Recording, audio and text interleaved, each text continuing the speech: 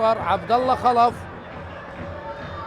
وهنا الكرة الخطيرة لكن ركنية ولا لمصلحة نادي زاخو. منذ الدقيقة الأولى نادي زاخو يبحث عن ركنية.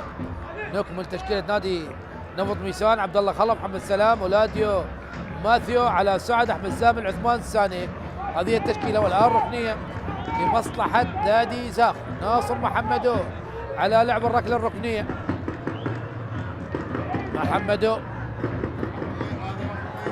يلعب الركلة الركنية على القائم الأول. مرت من مارسيلينيو الذي لعب كرة رأسية خلفية، لكن مرت ووصلت إلى ركلة مرمى. بالسلام لحارس مرمى نادي نفط ميسان حسن نجم. المشاهد أمجد عطوان في دقائق المباراة القادمة. شاهد هنا الركنية على القائم الأول، ومارسيلينيو والرأسية التي مرت من فوق العارضة. السلامة لحسن نجم، والسلامة لجميع الموجودين في ملعب ميسان الأولمبي الذي يستضيف هذا اللقاء. أحمد ياسين نجم منتخبنا الوطني، تجربة جديدة مع نادي زاخو قادما من طبعا ايضا كان في الدوري السعودي، دوري يلو وليس دوري روشن، والان مع نادي زاخو. احمد ياسين لاعب منتخبنا الوطني، وايضا هناك تعاقد مع جيلوان حمد ايضا سبق والمثل منتخبنا الوطني. كرة العالية بالراس من مارسينيون، يحاول محمود الاسود، عباس فاضل براسه. كرات العالية مارسيلينيو، وما زالت الكرة لمصلحة نفط ميسان. عثمان ساني يحاول المرور، لكن طالت الكرة وإلى الخارج. رمية جانبية لمصلحة نادي زاخو. محمد علي حسن على لعب الرمية الجانبية، تلعب الرمية الجانبية محمود الأسود. ماثيو قطعت الكرة من أحمد إبراهيم إلى الخارج. رمية جانبية هذه المرة لمصلحة نفط ميسان، هذا هو إيشتا ديبوتي. عباس فاضل إلى عثمان ساني، تمريرة جميلة لمحمد سلام. تمريرة جميلة، يا الله، تمريرة جميلة محمد سلام لعلاء سعد بالمقاس بالقلم والمسطرة، لكن علاء سعد لم يسعد هذه الجماهير الحاضرة. لعب الكرة بعيدا عن مرمى بني زاخو، لكن هجمة خطيرة جدا لمصلحة نادي نفط ميسان. فرصان المملكة يبدأون بتهديد مرمى زاخو، مرمى ابناء الخابور. والراس من ماثيو، يحاول على سعد الذي أضاع كرة الهدف الأول بعد تمريرة جميلة من محمد سلام، لكن على سعد لم ينجح بالتعامل مع الكرة، وضاعت وذهبت إلى ركلة مرمى. 5 دقائق أولى، هناك يعني أداء أفضل من بداية الشوط الأول. يحاول محمد علي عبود، تمريرة محمود الأسود، لاس كنعان، هناك إلى نصر محمدو علي باتجاه هنريكي، لكن ابعاد من الكسندر يولي، ابعاد الى رمية جانبية. الكسندر يولي الذي بعد الكرة الأخيرة، رمية جانبية. محمد علي حسن، وشاهد حكم حامد يتكلم مع محمود الأسود ومحمد سلام. تلعب رمية جانبية، محمد علي عبود، محمد علي من جديد، الكرة لم تخرج على الخط. نعم، ماترك مارسيلينيو لأحمد إبراهيم، تمريرة طويلة بعيدة تماما إلى الخارج. ركلة مرمى، لقطة المشتركة ما بين علاء سعد ويوسف لالوسي. بعد مارسيلينيو، لكن لمست أحمد زامل. رمية جانبية، تلعب محمود الأسود، محمود الاسود يحاول المرور، وصلت الى هنريكي، قطعت من ماثيو وابعاد من عباس فاضل، ابعاد قصير تعود من جديد لزاخ. محمدو تمريره هناك، محمدو واصطدت الكره، اصطدت الكره بحكم اللقاء. خلاص القانون الذي يقول حكم المباراه جزء منها خلاص انتهى، ولم يعد طبعا نافذ. عندما تلمس الكره تعود الى الفريق الذي كان حاملا للكره. نعم، اخر الفريق الذي كان لامس الكره، اخر من لمس الكره. تلعب الكره الان، عادت مصلحه نادي زاخو من جديد. احمد ابراهيم تمريره باتجاه يوسف الالوسي، ايضا عالي من احمد ابراهيم، ايضا بعيده من احمد ابراهيم الى الخارج. رميه جانبيه، رميه جانبيه لمصلحه نادي نفط ميسان. تلعب رميه جانبيه بالراس من احمد زامل، اقرب له يوسف الالوسي، يلعب الكره للحارس علي كاظم. علي كاظم يلعب عالي الكره وطويله، يحاول الان الكسندر يولي، تعود من جديد والابعاد من مارسيلينيو، وصلت الى ديبوتي، ديبوتي الى محمود الاسود، محمود الاسود الى ديبوتي. يحاول فريق زاخو ثنائيا ما بين ديبوتي، لكن قطعت من عباس فاضل، ابعاد غير ناجح من عباس. وصلت الى نصر محمدو، محمدو مر، محمدو انطلق، لعب الكره، ابعدت من حسن نجم، ابعدت من حارس مرمى نفط ميسان، وهناك خطا لمصلحه نفط ميسان، خطا لمصلحه نادي نفط ميسان بعد الكره الاخيره. شاهد مارسيلينيو، ودخول قوي كان على عباس. شاهدنا محمدو والمهاره الجميله كيف تخلص من حسين مطر، لعب الكره لكن اصطدت بماثيو تلنجي، والان خطا لمصلحه نفط ميسان. اللعب طويل، محمد علي، طارت على محمد علي، ركنيه سادسه لمصلحه نفط ميسان، ركنيه سادسه لمصلحه نفط ميسان. الان البلوشي ما زال واقف على الخط من اجل التوجيهات. تلعب قصيره، عباس فاضل الى علاء سعد، علاء سعد يلعبها قصيره لكن ابعدت من اللاعب محمد علي حسن. وضع على الصوره او لاس كنعان، رميه جانبيه الان نفط ميسان.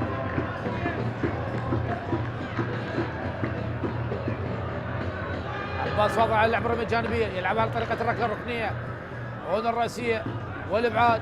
ناصر محمدو مع الكره، محمدو اليماني، هناك خطا، يلعب سريعا لمصلحه نادي زاخو. باتريك مارسيلينيو الى احمد ابراهيم،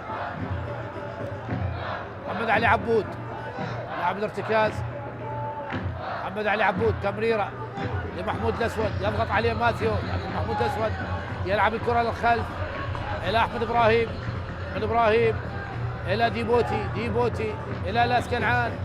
تمريرات قصيره لمصلحه نادي زاخو. مارسيلينيو الى يوسف لالوسي، يضغط عليه داوود، ايضا يلعبها للخلف، يلعب الكره الى الخلف لاحمد ابراهيم.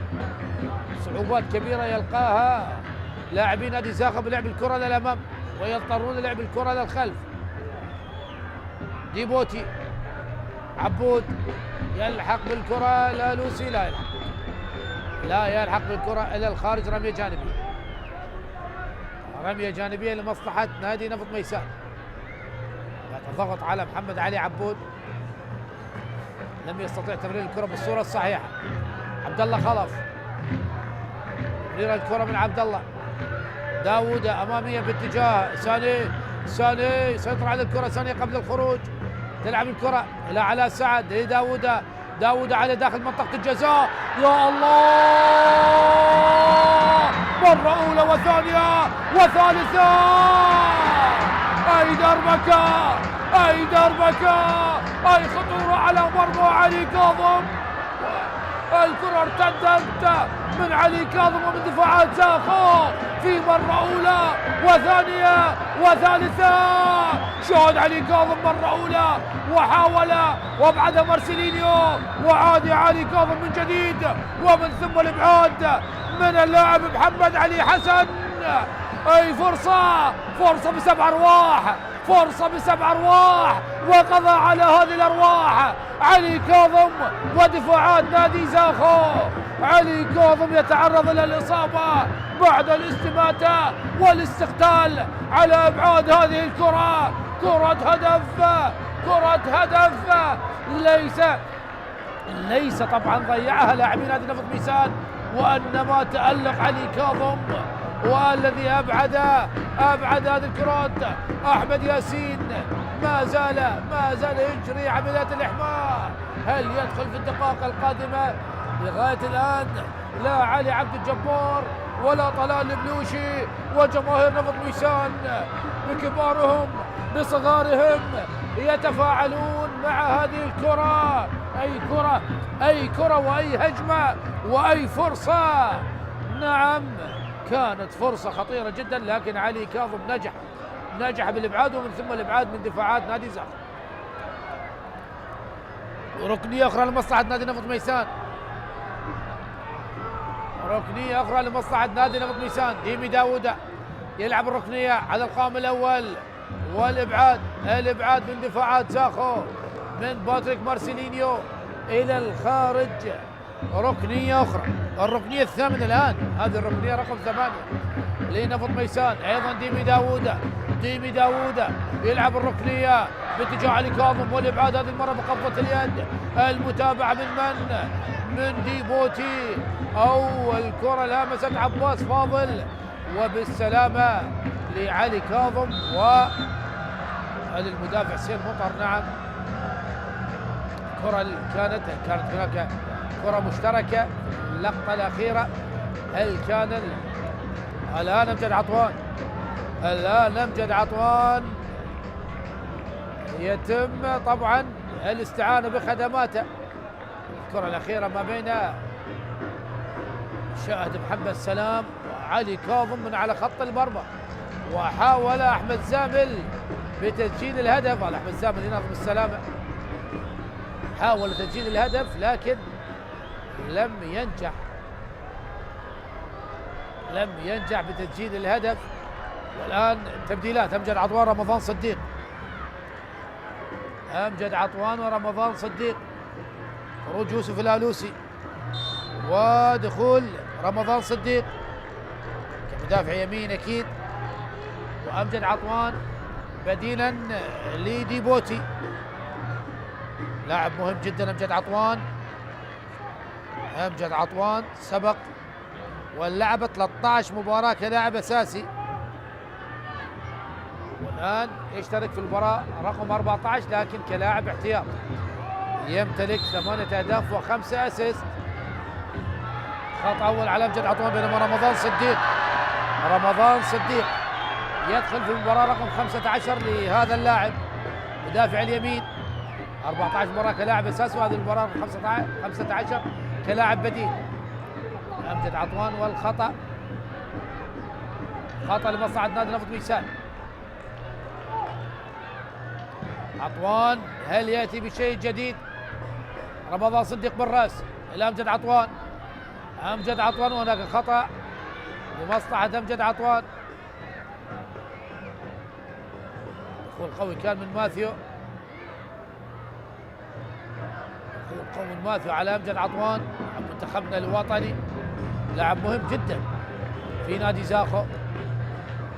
تكلم عن مساهمته بتسجيل أكثر من نصف الأهداف، ساهم ب13 هدف، 8 أهداف سجلها و5 أهداف صنعها، تكلم عن 13 هدف.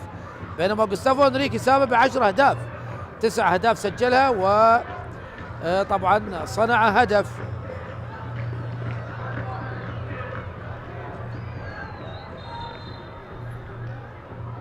بالسلامة لأمجد عطوان، هذا هو أمجد عطوان. تلعب الكرة، وصلت لأمجد عطوان من جديد، أكيد الآن كل الكرات تذهب لأمجد عطوان، يلعبها أرضية، قطعت من الكسندر يولي. رمضان صديق واستبسال دفاعي، كرة العالية باتجاه ناصر محمدو، يحاول قطع الكرة محمدو من أمام عباس فاضل، لكن هناك هناك خطأ أم رمية جانبية؟ رمية جانبية لمصلحة عباس فاضل مدافع يمين نادي نفط ميسان. هذا هو محمدو اللاعب اليماني، تلعب رمية جانبية، مارسيلينيو بالراس يحاول ناصر محمدو إلى لاس كنعان، أحمد إبراهيم يبحث عن محمود الأسود، وصلت لمحمود الأسود، تخلص من عبد الله خلف. محمود الأسود يحاول المرور إلى رمضان صديق، يلعب الكرة العالية باتجاه محمد، تصويبة اصطدت، وهناك خطأ لمصلحة علاء سعد، علاء سعد.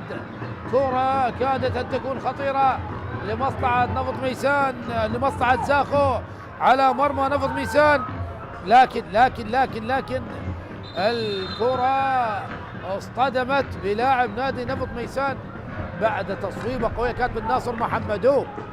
الشوط الثاني نتكلم عن 17 دقيقة مرت من أحداث الشوط الثاني أفضل من الشوط الأول.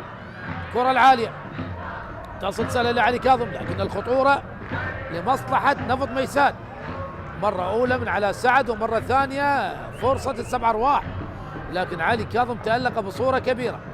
علي كاظم يلعب الكرة العالية، ناصر محمدو بالراس إلى محمد علي لأمجد عطوان، تلعب أمامية من لاس كنعان، ناصر محمدو يضغط على الكسندر يولي من اللمسة الأولى وأبعاد للكرة.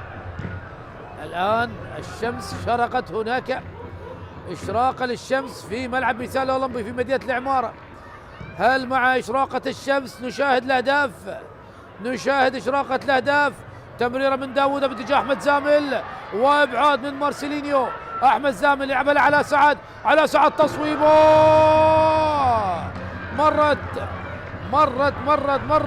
من أمام علي كاظم وذهبت إلى الخارج، ركلة مرمى نفط ميسان، أكثر خطورة، أكثر واقعية على التصويب على المرمى. نعم، شاهدنا نفط ميسان أكثر من مرة يصل، نعم وصل زاخو لكن ليس بخطورة وصول لاعبين نفط ميسان على مرمى زاخو. تلعب الكرة العالية من علي كاظم إلى الخارج، رمية جانبية، عباس فاضل يلعب رمية جانبية، أحمد زامل كان في موقف متسلل، اللاعب علاء سعد. محمد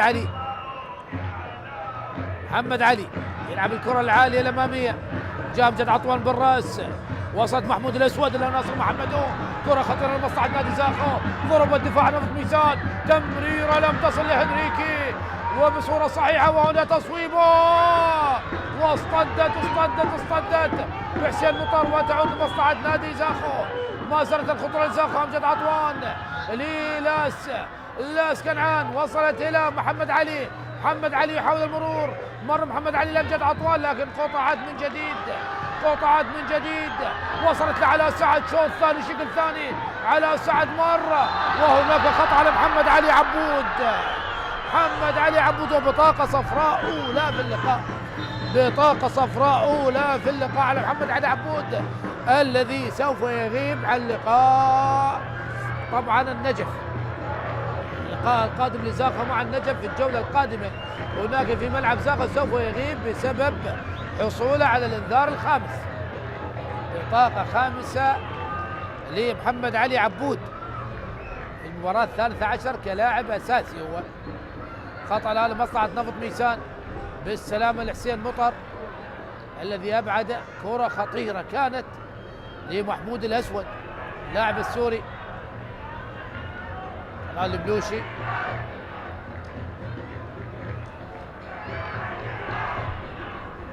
بالسلامة لحسين مطر، شاهد هنا هدريكي حضر الكرة لمحمود الأسود وتصويبة قوية جدا لكن اصطدت بحسين مطر. نعم كرة ذاهبة باتجاه مرمى نفط ميسان، لكن حسين مطر أيضا هو تصدى للكرة. بالسلامة لحسين مطر، خطأ الآن لمصلحة نادي نفط ميسان، وحكم اللقاء حامد علي يطلب من علاء سعد ارجاع الكرة إلى مكان وقوع الخطأ. علاء سعد على تنفيذ الخطأ، عبد الله خلف هناك من جهة اليسار، يلعبها عالية، وأحمد زامل يحاول داخل منطقة الجزاء، لكن أحمد إبراهيم ومضايقة لأحمد زامل، وتصل سهلة لعلي كاظم. شاهد الكرة، هل كان متسلل أم لا؟ وأحمد إبراهيم والمضايقة مع أحمد زامل في هذه اللقطة، وعدم السماح له بلعب الكرة الرأسية، وبالتالي تصل سهلة لعلي كاظم. الكرة الآن على سعد لديمي داوودة السنغالي، أسد الترنجة إلى ماثيو تلنجي النيجيري، محمد سلام، وصلت لعباس فاضل في جهة اليمين، الكسندر يولي يضغط هنريكي الذي لم نشاهده، وصلت إلى عثمان ساني، هناك لعلاء سعد، علاء سعد يبحث عن تصويبه لكن تصطاد محمود الأسود، أمجد عطوان يضغط، هنا تصويبه سهلة للحارس لعلي كاظم. التعادل السلبي لغاية الآن ما بين نفط ميسان وزاخو ضمن مباريات الجولة 16 من دوري نجوم العراق للمحترفين موسم 24-25، وأيضا بنفس التوقيت الطلبة مع النفط. وأيضا بعد هذا اللقاء هناك الميناء ودهوك، ومن ثم يختتم اليوم بلقاء الشرطة ونوروز، لقاء مهم جدا. الشرطة إذا فاز سوف يصل إلى الصدارة، وتستكمل لقاءات هذه الجولة يوم غد إن شاء الله القاسم ونفط البصرة والحدود والكهرباء والنجف والقوة الجوية. علاء سعد مع الكرة، علاء سعد يلعبها إلى عثمان ساني لعلاء سعد من جديد، لكن رمضان صديق يحاول قطع الكرة، لكن تعود من جديد لمصلحة علاء سعد، داوود يطلب الكرة، علاء سعد يضطر لعب الكرة للخلف، وصلت إلى حسين مطر، الكسندر يولي كرة عالية، عبد الله خلف إلى داوود علي داخل منطقة الجزاء،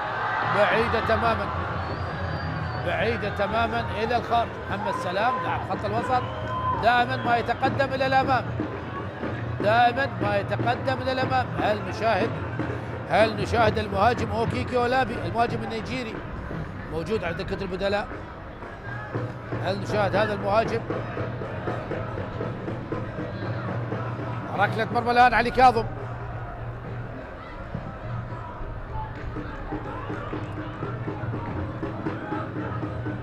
تلعب الكرة الآن عثمان ساني، تمريرة ويحاول أحمد إبراهيم، تغطية موجودة من محمد علي، نعم محمد علي لباتريك مارسيلينيو، تلعب الكرة في الوسط أمجد عطوان إلى باتريك مارسيلينيو، رمضان صديق، أمجد عطوان من جديد إلى رمضان صديق، لكن أقرب لعبد الله خلف، ماثيو تلنجي في المنتصف، محمد سلام تغيير اللعب هنا لجهة اليمين لدى عباس فاضل، يضغط محمد على عباس فاضل، مرور جميل ممتازة من عباس فاضل، تمرير الآن داوود لا على سعد، هل يصوب؟ تصويبه جول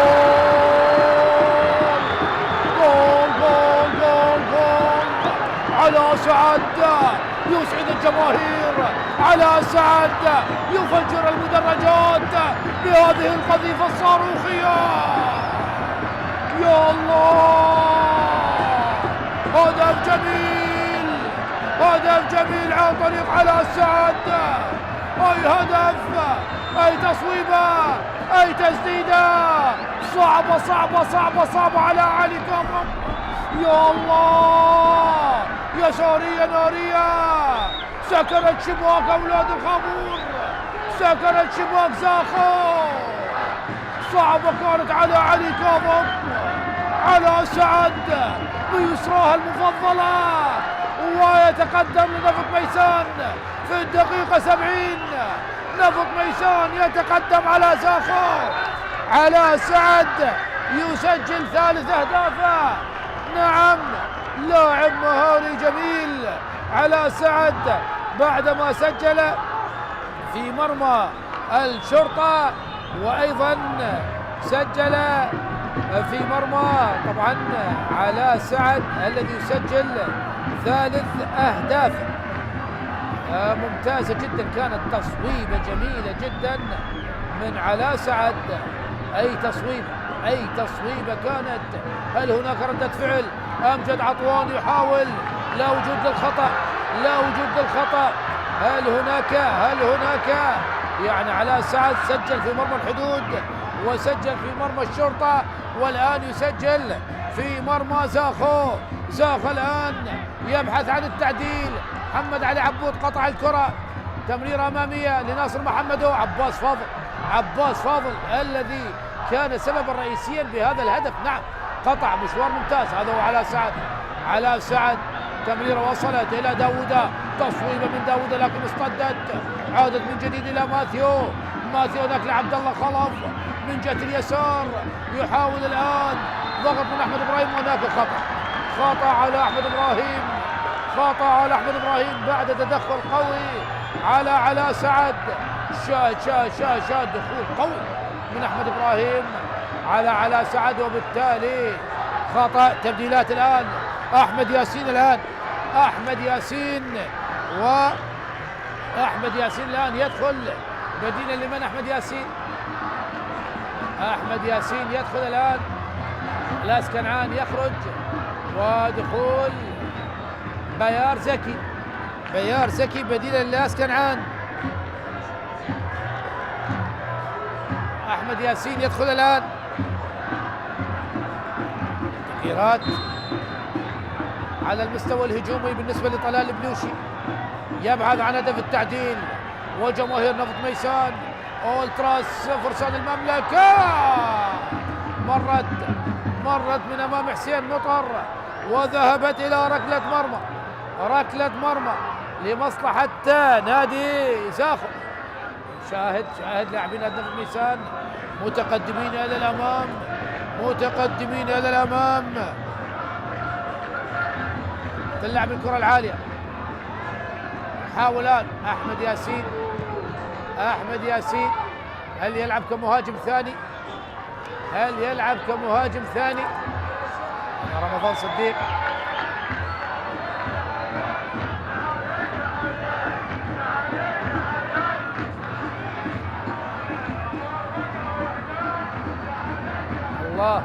الله على جماهير نفط ميسان المتواجدة هنا في ملعب ميسان الأولمبي. كرة الآن أحمد زابد، وصلت لأمجد عطوان. يضغط أحمد سالم على أمجد عطوان، ممتاز أحمد سالم، فدائية كبيرة، ويتفاعل الجمهور الموجود في ملعب ميسان الأولمبي مع لقطة أحمد سالم أمام أمجد عطوان. واترك برسليون أحمد إبراهيم. أحمد أمامية باتجاه بيار زكي، قطعت الكرة، عادت لعثمان ساني تمريرة، ماثيو تلنجي، كرة عالية، مارسيلينيو بالراس، يلحق بالكرة قبل الخروج. مارسيلينيو أمامية تصل محمد سلام، وصلت لأحمد زامل. أحمد زامل لعبد الله خلف لعثمان ساني، علاء سعد، عثمان ساني من جديد، عثمان داخل منطقة ابعاد من مارسيلينيو، تعود من جديد لأحمد زامل. يحاول الآن فريق نفط ميسان تخليص المباراة بهدف ثاني من خلال هذه النقلات.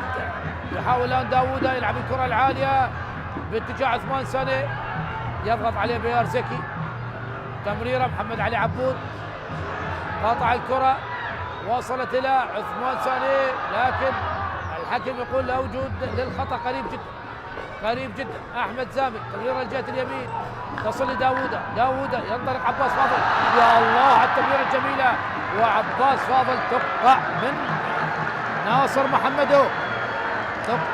ناصر محمدو.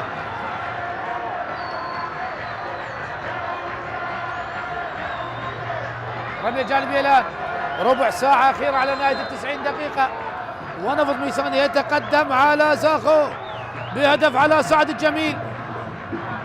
لم يسيطر على الكرة على سعد، وذهبت إلى الخارج. ركلة مرمى، تلعب الكرة الآن، وصلت لأمجد عطوان الآن مع محمد علي عبود في وسط الملعب. بيار زكي إلى هنريكي، غوستافو الى ناصر محمدو، ناصر محمدو بالقرب منه محمد علي، يلعب محمد علي تمريره ارضيه لكن ابعاد من الكسندر يولي، ابعاد من الفيل الفواري الى الخارج، ركنيه وركنيه الان لمصلحه نادي زاخو.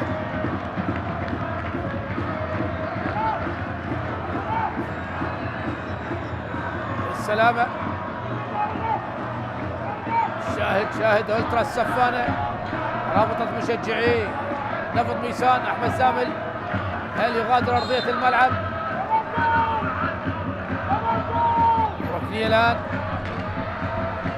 الان لمصلحه نادي زاخو. امجد عطوان على تنفيذ الركله الركنيه، امجد عطوان على لعب الركله الركنيه، خطيرين زاخو بالركنيات، تلعب الكره العاليه لكن ممتازه من حسن نجم، ممتازه من حسن نجم، التقط الكره من اعلى نقطه من امام اللاعبين طوال القامه لاعبين نادي زاخو، انريكي، احمد ابراهيم، مارسيلينيو، احمد ياسين، نعم تزول بطول القامه، وحتى بيار زكي.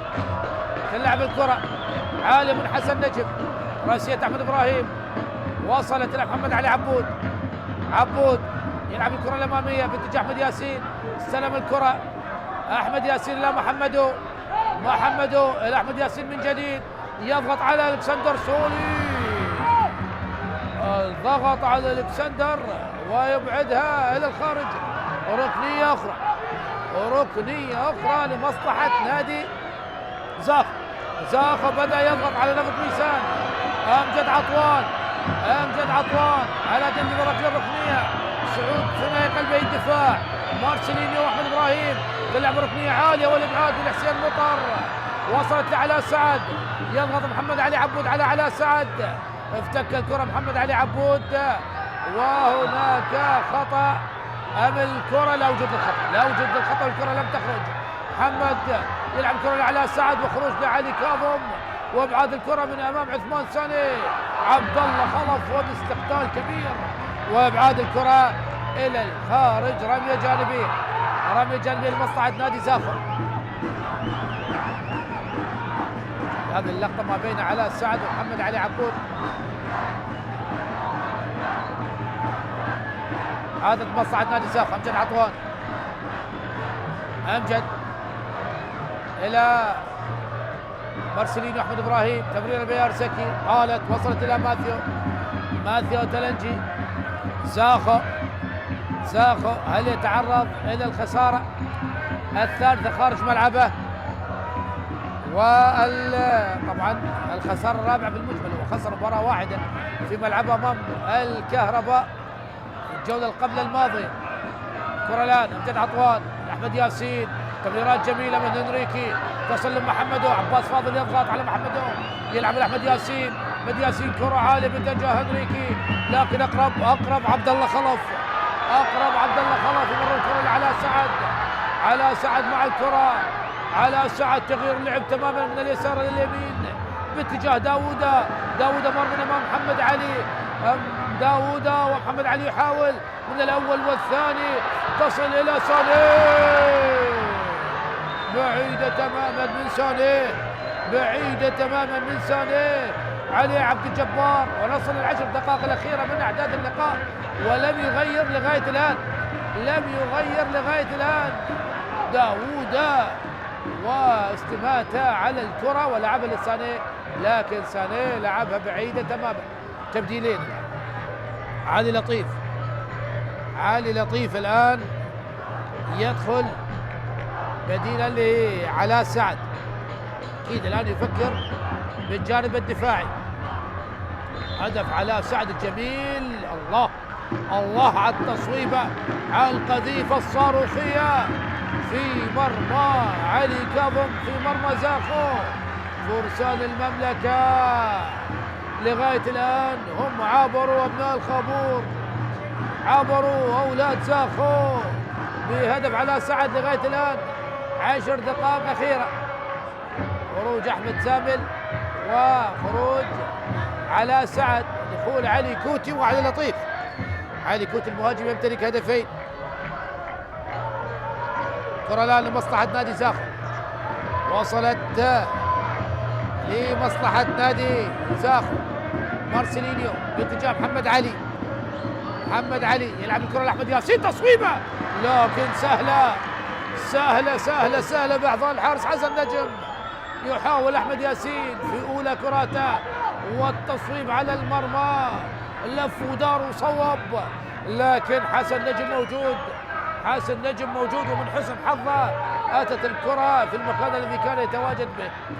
تلعب الكرة العالية، ساني إلى علي لطيف.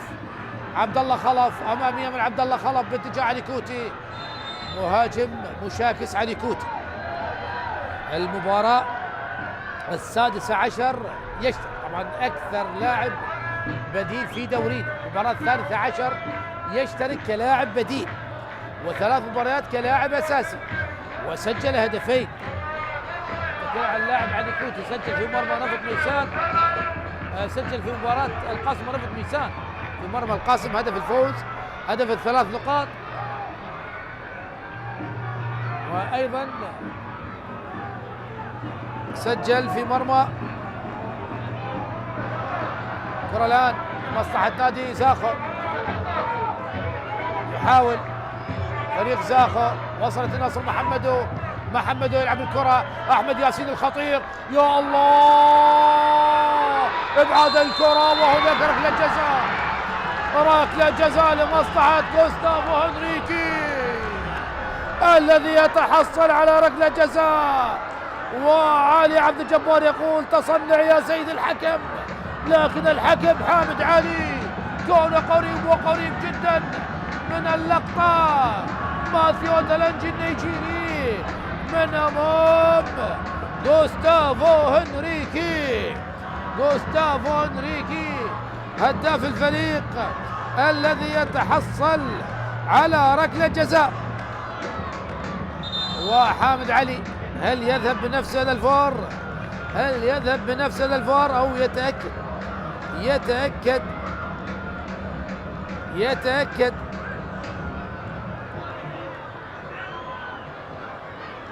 ويطلب من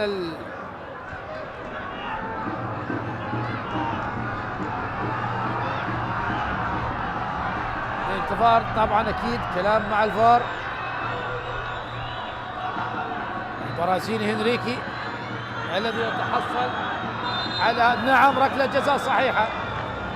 جزاء صحيحة بعد الكلام مع الفار. يتأكد هناك احتكاك جماهير زاخو الآن، جماهير زاخو القادمة من أقصى الشمال إلى مدينة العمارة ومن قبلها في مدينة البصرة من أجل نعم هناك إهمال من ماثيو.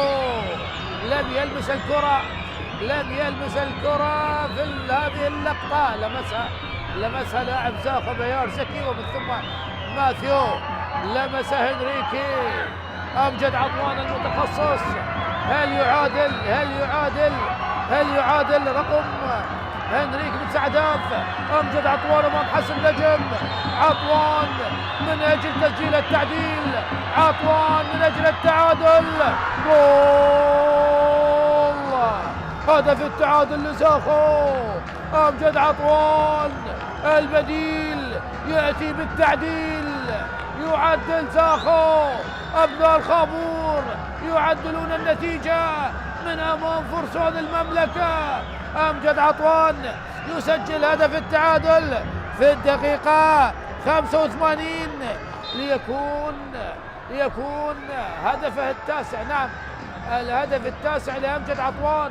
أمجد عطوان الذي سبق وأن سجل في مرمى نوروز، وهدفين في مرمى كربلاء وفي مرمى الزوراء، وكذلك في مرمى زاخو هدفين، وفي طبعا في مرمى أربيل، وسجل في مرمى هوك هدفين في المباراة انتهت تعادل هدفين مقابل هدفين، وسجل في مرمى أربيل، وسجل في المباراة الأخيرة في مرمى نفط البصرة. والآن هذا الهدف التاسع للاعب أمجد عطوان، لاعب مهم جدا في تشكيلة طلال البلوشي. التعادل الآن هدف مقابل هدف. هل هناك هدف قاتل هنا، أو هناك وصلت محمد سلام هنا التصويبة إلى الخارج، إلى الخارج من عثمان سوني، من عثمان سوني النيجيري. لعب الكرة، حاول أن يركنها ركن في الزاوية الصعبة على علي كاظم، لكن إلى الخارج. علي عبد الجبار يشير إلى التبديل. من سوف تبدل يا علي عبد الجبار في قادم الدقائق الأخيرة؟ هل هناك هدف قاتل؟ هل هناك هدف قاتل؟ زاخو لغاية الآن لم يفك شفرات هذا الملعب. زاخو في 13 مباراة سابقة لم يستطيع الفوز على نفط ميسان في ملعبه. نعم، لم يستطيع الفوز على نفط ميسان في ملعبه، يعني بعدما لعب يعني هذه المباراة السادسة.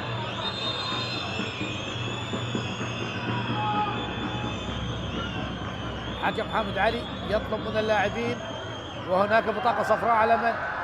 بطاقة صفراء على من؟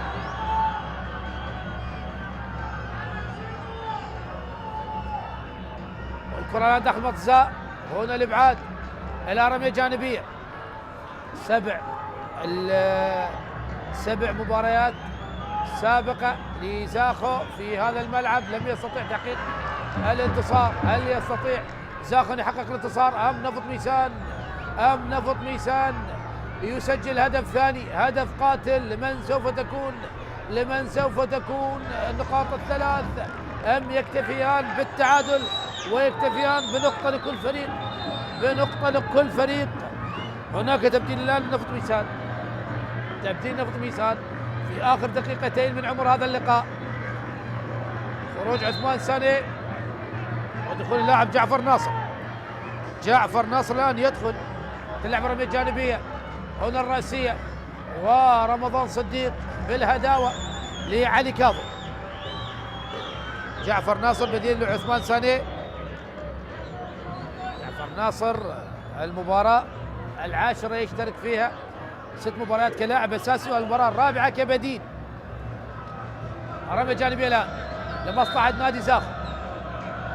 هذا هو جعفر ناصر، المباراة العاشرة له مع نادي نفط ميسان، 16 جولة. تلعب رمية جانبية محمد علي على لعب الرمية الجانبية، وخطأ على أحمد ياسين لمصلحة الكسندر يولي.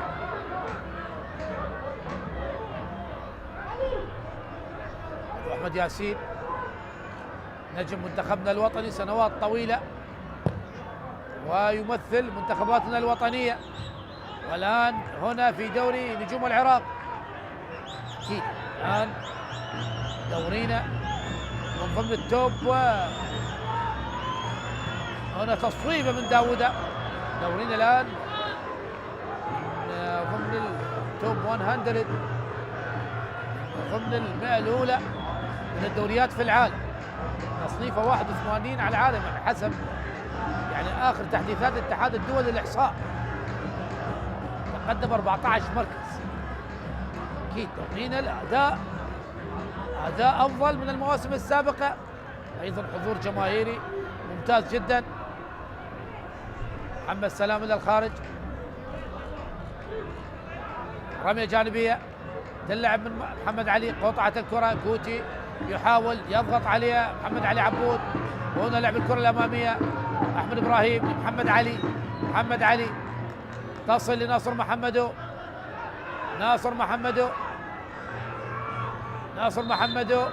حكم يوقف اللقاء بسبب إصابة محمد سلام.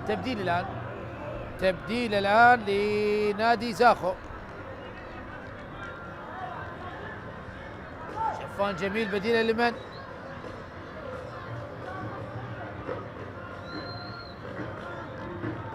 شاهد الكرة بين محمد سلام الذي تعرض للشد. السلامة لي كم دقيقة سوف يضيف؟ أعتقد من 5 إلى 6 دقائق على أحداث الشوط الثاني المثير والجميل عكس الشوط الأول تماما. تبديل شيفان جميل بديل محمد علي عبود. 5 تبديلات طلال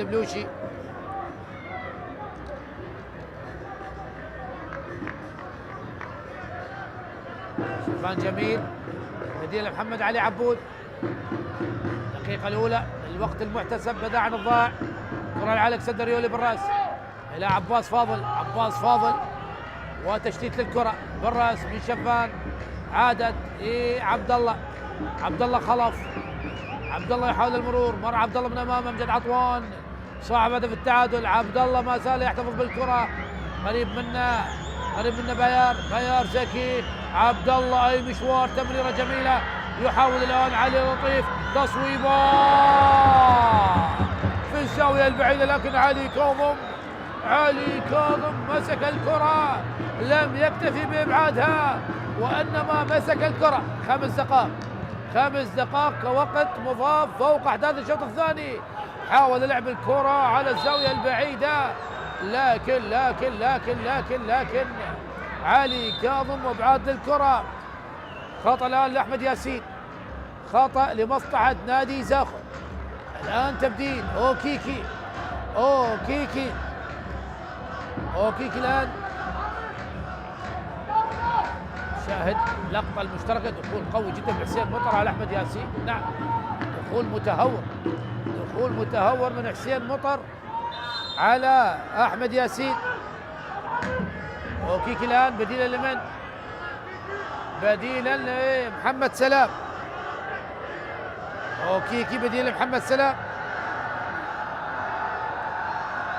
خطأ الآن لمصلحة نادي زاخو.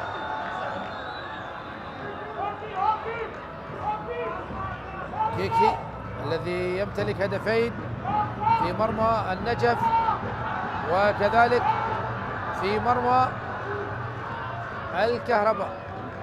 كرة الآن أمجد عطوان على تنفيذ الخطأ. أمجد عطوان هل ينجح بتسجيل الثنائية؟ تتصوب الكرة لكن تصطاد. هنا تصويبة أخرى وأيضا إبعاد من عباس فاضل. هنا الرأسية يحاول فريق نفط ميسان البحث عن الهجمة المرتدة. علي لطيف تمريرة هناك لجعفر ناصر. مرة وهناك خطأ على رمضان صديق بطاقة صفراء على رمضان صديق. هنا جعفر ناصر حاول المرور لكن رمضان صديق يتدخل وبطاقة صفراء مستحقة على رمضان صديق. خطأ الآن لمصلحة نادي نفط ميسان. بطاقة صفراء على رمضان صديق. خطأ الآن لمصلحة نادي نفط ميسان. الدقيقة الرابعة من الوقت المضاف كبدل عن الضائع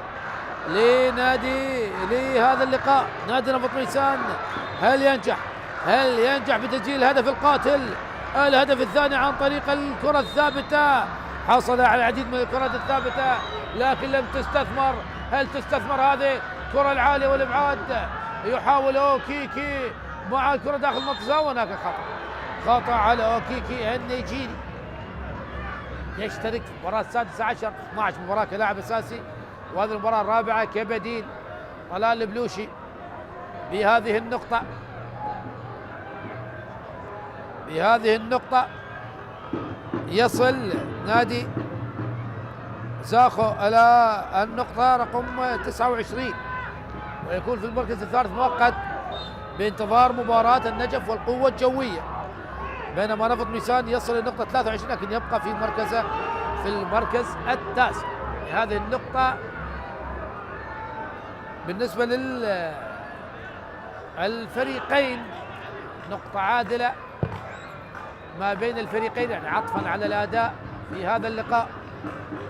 نفط ميسان حاول أكثر من مرة وأيضا زاخو حاول أكثر من مرة، لكن حكم اللقاء خاصة هناك إصابة على مستوى الرأس يجب أن يطمئن على سلامة لاعبي الفريقين.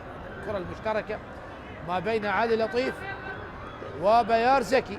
خطأ لمصلحة نادي زاخو. خلاص 5 دقائق انتهت. كم سوف يضيف فوق ال5 دقائق؟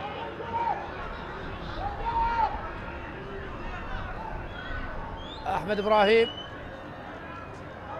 يلعب الكرة العالية والطويلة داخل منطقة. هنا الابعاد من الكسندر يولي. ناصر محمدو أقرب لداوود. داوود الكرة العالية، وهنا حامد علي ينهي أحداث هذا اللقاء بتعادل الفريقين. هدف نفط ميسان، هدف لزاخو. تقدم نفط ميسان عن طريق علاء سعد وعدل أمجد عطوان عن طريق ركلة جزاء. وأحبة المشاهدين في ختام هذا اللقاء تقبلوا تحياتي معلق اللقاء علي عنب، والسلام عليكم ورحمة الله وبركاته.